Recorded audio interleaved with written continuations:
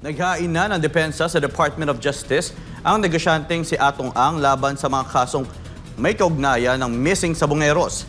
Git ng kanyang kampo, may ebidensya umano silang magpapakita na wala siyang kinalaman sa mga reklamo. Si Margaret Gonzalez magbabalita. Naghain na ng counter affidavit si Atong Ang laban sa mga reklamong murder, kidnapping, enforced disappearances, direct bribery, tampering of passport at dalawa pang ibang reklamo na isinampa ng PNP-CIDG kaugnay ng mga nawawalang sabongero. Bandang 2:00 ng hapon ang inihain at pinanumpaan ni Ang kanyang kontrasalaysay ayon sa kanyang abogado na si Atty. Gabriel Villarreal. Hindi pinayagang makapag-cover ang media kaya't larawan at dokumento na lang mula sa kampo ni Ang inilabas. Lulan si Ang ng itim na Innova nang dumating ito sa DOJ. Hindi daw gusto ni Ang na isabay ang filing sa araw ng pagdinig sa susunod na linggo, araw ng Martes. Hindi na rin ito sisipot sa susunod na pagdinig. Ito po yung counter affidavit na due dapat sa Martes. Kinuha na ho namin pagkakataon ma-file yung counter affidavit niya ng maaga. Dahil ang anticipation po namin baka magulo sa Martes dahil 60 respondents po yun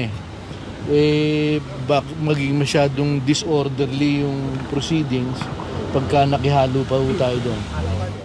Ayon sa abogado, ang pinakamalakas nilang ebidensya ay iyong isinomite mismo ng PNP-CIDG sa prosekusyon kung saan lumalabas na si Julie Patidongan o alias Totoy ang umanay nasa likod ng pagkawala ng mga sabongero.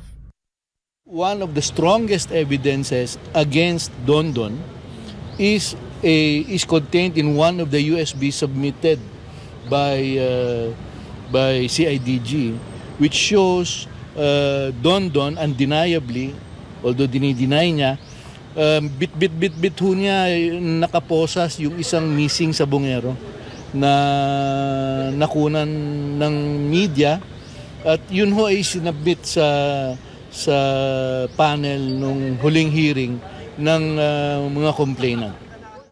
Hiniling nila sa prosekusyon na ibalik ang reklamo sa CIDG para sa mas maayos na investigasyon at case build-up kaysa ibasura ang mga kasalukuyang mga reklamo laban kay Ang. Bakit hindi niya hingin na lang yung dismissal? Ba't